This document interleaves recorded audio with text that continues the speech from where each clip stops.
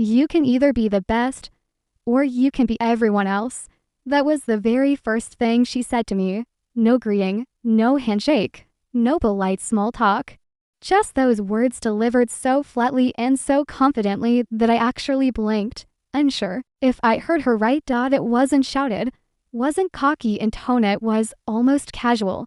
The way someone might tell you the sky was blue or fire was hot, but there was an undertone to it, a certainty that made you think she could back up. Her name was Lyra. She was not a knight. She made that clear from the moment you met her. And yet, if you didn't know any better, you'd think she was one sleek silver armor that caught every scrap of sunlight, a sword that gleamed as if it had been polished for hours, and a cloak so dark it seemed to swallow the air around it. But if you dared to call her a knight, if those words even slipped out by accident, she'd stop you cold. I'm nothing like them, she would say, voice sharp with disdain. They're arrogant, which was ironic, because from where I was standing, Lyra was one of the most arrogant people I had ever met. The first time I saw her fight, I realized why her reputation was so complicated. She didn't just win battles, she made them look effortless, like the rest of the world was moving in slow motion while she danced around it. When her opponent lunged, she wouldn't block like most fighters, she'd sidestep, letting the strike slice harmlessly through empty air. She'd smile, sometimes laugh, as if the whole match was nothing more than a mildly entertaining game. She toyed with her opponents, drew the fight out, took risks not because she had to, but because she was bored. When she finally struck, it was quick, clean, decisive. The fight would end in an instant, and she'd walk away without looking back. It wasn't just her skill, it was her attitude. She carried herself like she had already won before the match began, chin lifted, eyes scanning the field like a queen inspecting her subjects. She never fidgeted, never seemed tense. She radiated this unshakable confidence that made people either admire her or want to punch her in the face. The crowd would roar for her victories, but you could hear the mutters too. Who does she think she is? She's no better than the knights she insults. And honestly, I couldn't disagree. I tried to make sense of it. Maybe she was that good enough that her arrogance was just honesty. Or maybe she was the kind of fighter who believed in playing the role of the villain to get inside her opponent's head. But the more I watched, the more I noticed she wasn't just arrogant in the arena. She was like that everywhere. In conversation, she'd interrupt you if she thought you were wrong. If she didn't like what you were wearing, she'd tell you straight out. If someone bragged about their victory, she'd lean in with a lazy grin and say, I've beaten better. Some people adored her for it. They called it confidence, honesty, even charisma. Others despised her. And as much as I wanted to like her, I was firmly in that second camp. The contradiction bothered me. She claimed to hate the knights because they were arrogant and full of themselves. She said they strutted around in shining armor, convinced they were untouchable. She called them shallow, obsessed with titles, glory, and applause. But when I looked at her, I saw the same things. Yes, she fought without their crest on her chest. Yes, she refused their ranks. But she still stood above others, still basked in the crowd's attention, still seemed to think she was untouchable. She was untouchable, sure. But did that give her the right to rub it in everyone's faces? I remember the first time I tried to challenge her on it. We were sitting in the corner of a tavern, the air thick with the smell of roasted meat and spilled ale. She'd just come from another duel. One she'd ended in less than a minute. She looked bored, swirling a glass of wine in her hand. You ever think, I said carefully, that maybe you're not so different from them? Her eyes flicked up to mine, sharp and calculating. From the knights, yeah, you call them arrogant, but you're not exactly humble yourself. She smiled, not a warm smile, but a slow, dangerous one, the kind that made you feel like you just stepped onto thin ice. Difference is, she said softly, I am the best, and she meant it, every single word. That's when it hit me. This wasn't just bravado. This was her worldview. Too. Lyra, the world was divided into two kinds of people, those who were the best and everyone else. And if you were everyone else, she didn't see much point in pretending otherwise. It was an infuriating mindset, one that made me want to roll my eyes and walk away. And yet, something about it drew me in. Because people like Lyra don't just appear out of nowhere, they become that way for a reason. And as I would later find out, her reason was buried deep in a past that was nothing like the polished image she projected. But at the time, all I saw was a woman who claimed to hate arrogance while living and breathing it herself. And it made me wonder, was she a hypocrite? Or was there something I wasn't seeing yet? Lyra Vale's backstory was the kind you'd expect to inspire humility. But instead, it seemed to sharpen her edges. She was born in the slums of Ironford Place, where the streets never really slept. But not because of music or celebration. No, Ironford's nights were filled with the scrape of boots on cobblestone, the mutter of deals in shadowed corners, and the occasional scream that no one dared to answer. Lyra had no family, no surname worth speaking of until she chose one herself, no noble heritage, no wealthy patron, no magic running through her veins. She was just another nameless child in the city's forgotten quarter, then enough to slip between the bars of an old market stall, quick enough to vanish when trouble came too close. She slept in alleys when she could find one dry enough, begged for scraps when her stomach twisted in knots, stole when begging didn't work, which was most of the time, and she learned early on that kindness was a rare currency, and no one handed it out for free. One night, when she was maybe 10 years, although she never celebrated birthdays enough to know for sure, she found a dagger. Well, found might not be the right word. She took it, thought it was small, nothing special, the steel pitted and the handle worn smooth. But to her, it was magic. It wasn't just a weapon, it was the first thing in her life she could truly own. And she learned how to use it, not from a master, not from a soldier, but by watching fights from rooftops and practicing in the dead hours when the streets went quiet. She was fast, not just in her hands, but in her mind. The dagger became an extension of her body, and soon she realized something that would shape the rest of her life. Speed beats strength, every single time. By the time she was 15, the street girl with the wolf's eyes had already made a name for herself. The story goes she was cornered by 3 armed mercenaries one rainy night, men twice her size, drunk on ale and overconfidence. They thought they were hunting an easy mark. She proved them wrong in less than a minute. The fight was brutal, quick, and over before they realized she cut them. A shallow slice on each, enough to make them drop their weapons, enough to show them she could have killed them if she wanted. Word spread fast after that. People whispered about her in the taverns, in the markets, even in the guarded halls of the city's wealthier quarters. The street girl with the wolf's eyes. By 20, she was undefeated in Ironford's underground dueling pits. The pits weren't like the formal tournaments the knights held for show. They were raw, dangerous, and soaked in blood, both literal and metaphorical. There were no rules, no medics waiting to patch you up, no honor code. You fought until someone yielded or couldn't get back up. Lyra thrived there. Her speed, her precision, her ability to read an opponent's movement before they made it was unmatched. Men with double her size and triple her reach fell to her blade again and again. She didn't just fight to survive anymore. She fought to win, and she loved it. The crowds loved her too. They'd chant her name, pound their fists against the railings, throw coins into the pit when she stood victorious. For a girl who'd grown up invisible, it was intoxicating. Then came the night that changed everything. The High Captain of the Knights, a man named Sir Garrick Thornton, entered the pits. Officially, the Knights claimed they wanted to clean up the underground fighting scene.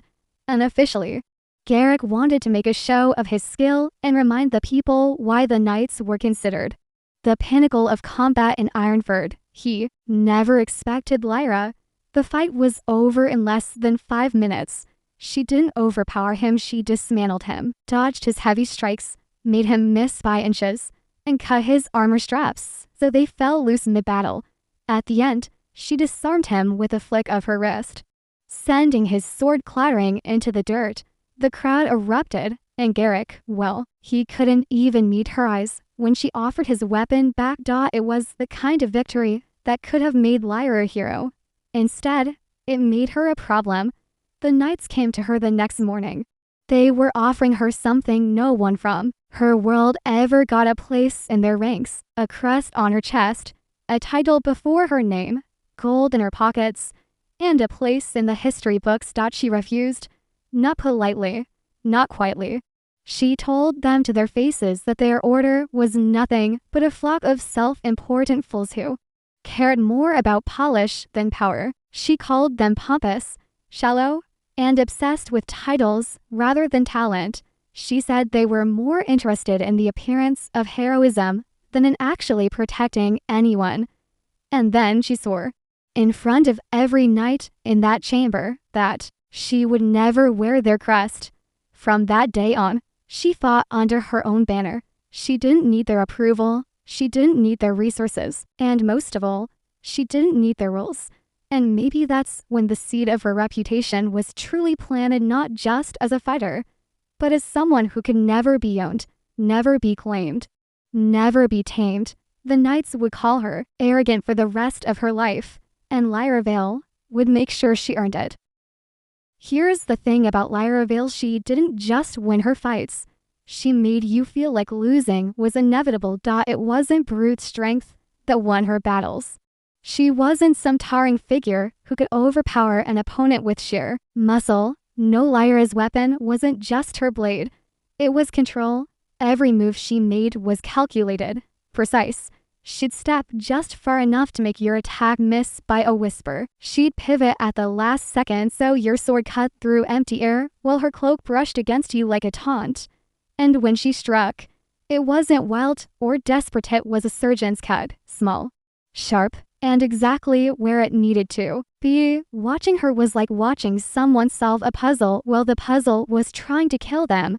And the worst part, she enjoyed it. There was always that look on her face in the middle of a fight, that faint smirk, the slight arch of an eyebrow, the gleam in her eyes that told you she wasn't just defending herself, she was playing with you. It was beautiful, in a way, mesmerizing, and it was also deeply, deeply infuriating. She loved the performance of it all. After a match, she'd sling her sword over her shoulder like it was nothing and throw out lines that stung worse than the cut of her blade. Was that your best? Disappointing. I'd hoped for a challenge, maybe next time. Or my personal favorite, delivered after she'd just dismantled an opponent in less than a minute. You lasted longer than I expected. Congratulations to the crowd. These quips became part of her legend. Some laughed, some groaned, but everyone remembered them. To her opponents, they were sold in an open wound. It wasn't long before the name the Shadow Blades started making the rounds. Some meant it as a compliment, whispered in awe, like she was a dark avenger moving through the land, impossible to touch. Others spat it like an insult, a reminder that she was no better than a shadow, something cold, something that could slip behind you without warning and cut you down before you even knew you were in danger. And no group took that name more personally than the knights. They despised her, not just because she'd beaten them, not just because she'd embarrassed their high captain in front of half the city, but because she kept winning. And every victory was a reminder that she didn't need them. She's as bad as we are, I overheard one say once, voice dripping with resentment. Worse, even she brags about beating us while acting like she's above us. At first, I agreed. It's hard to root for someone who constantly looks down on everyone else. Even if they're skilled as she was, there's something about that kind of arrogance that just grates on you, especially when it's aimed at people who are already giving their all. I'd watch her dismantle an opponent, see the way she smiled when they realized they were beaten, and think, yeah, she's no different from the knights she insults. But here's the strange thing: over time, the more I saw of her, the more I realized there was something deeper under the surface. One evening, after yet another fight where she walked away without a scratch, I tried to pay closer attention to her expressions, her movements, The way she carried herself when no one was looking. In the arena, she was all fire and sharp edges. But backstage, there was something else, her stillness. She didn't strut. She didn't bask in the applause. She cleaned her sword in silence, her eyes far away, as if she wasn't even hearing the crowd chanting her name. It was like she turned the arrogance on and off, like a mask she wore for the fight, and took off when it was over. One night, I caught her just after a particularly brutal duel. Her opponent, or night recruit, had come in with a lot of confidence, and she'd stripped it away from him piece by piece until he dropped his weapon and surrendered. The crowd had roared for her. She'd given them that trademark smirk, tossed out a cutting remark, and walked away. But once she was in the quiet of the preparation tent, she didn't look like a woman savoring victory. She looked tired, not physically, emotionally. I asked her, "Do you ever feel bad for them, for humiliating them like that?" She looked at me for a long moment, then said, "If I didn't fight the way I do, they wouldn't take me seriously. And if they didn't take me seriously, I'd already be dead." That was when I started to understand. Her arrogance wasn't just for show, it was a weapon, just as sharp as her blade. She wielded it to keep opponents off balance before they even drew their swords. She wore it like armor, a shield against a world that had never given her an inch without a fight. It didn't excuse everything. She still had a way of making people feel small, but it made me realize she wasn't simply trying to be cruel. She was trying to survive, and in her mind, survival meant never letting anyone see weakness. From then on, whenever I saw her in the arena, I didn't just see the shadow blade. I saw the street girl who'd learned that the quickest way to win was to make your opponent believe they'd already lost. I saw someone who had been underestimated her whole life and had decided she'd never let it happen again.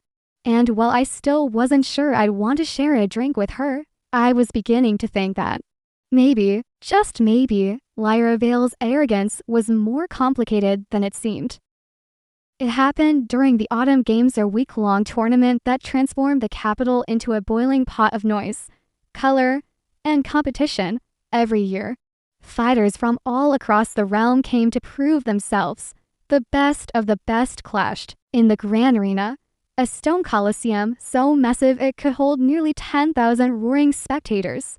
Merchants lined the streets outside, selling everything from skewered meat to carved wooden swords for the children. For most, the games were a celebration. For fighters, they were war. And Lyra Vale, she entered without hesitation. The first day, she cut through her opponents like wind through grass. No wasted movements, no injuries. By the third day, people weren't even asking if she'd win. They were taking bets on how fast. Her name was everywhere, in the taverns, in the streets, on the lips of nobles and farmers alike. The crowd began chanting Shadowblade before she even stepped onto the sand. By the end of the week, she stood in the finals. Her opponent, Sir Corwin of the Knights. Corwin was a different kind of fighter, tall, broad, and built like a fortress. He carried himself with the confidence of someone who had spent years crushing his enemies and hearing the cheers that followed. But Corwin's reputation wasn't just for skill, it was for ruthlessness. He was the type of man who fought to win at any cost, and if someone got hurt in the process, well, that was their problem. From the moment the horn sounded, their fight was a clash of opposites. Corwin swung in heavy, deliberate arcs, each strike designed to break through armor or bone. Lyra danced around him, fast and fluid, her sword flashing in the afternoon sun. She darted in for quick cuts, forcing him to turn, to chase, to waste his strength. The crowd was on its feet, gasping and cheering with each exchange. It was the kind of fight that legends were built on. Then, halfway through, Corwin did something no one saw coming. With a sudden, vicious strike, not toward Lyra, but toward the arena wall, he sent a massive chunk of stone tumbling toward the spectators in the lower seats. It was chaos in an instant. Screams tore through the air. People surged back, knocking each other over in their scramble to escape. And in the middle of it all, Lyra Vale dropped her sword I'd seen her fight for years. I'd seen her take down men twice her size without blinking, dodge arrows with a smirk, and win matches without breaking a sweat. But I had never seen her move like she did in that moment. She ran faster than I thought possible, faster than anyone I'd ever seen. In a single blur of motion, she dove toward the collapsing wall. She caught a small child who had frozen in place, lifting him into her arms without stopping. With her free hand, she shoved 3 people clear of the falling debris. And when a section of stone broke loose and hurtled toward an old woman who had tripped, Lyra threw herself over her, taking the brunt of the impact on her armored shoulder. Behind her, Corwin advanced, sword raised. He saw her without a weapon, her back partially turned, and went for the kill.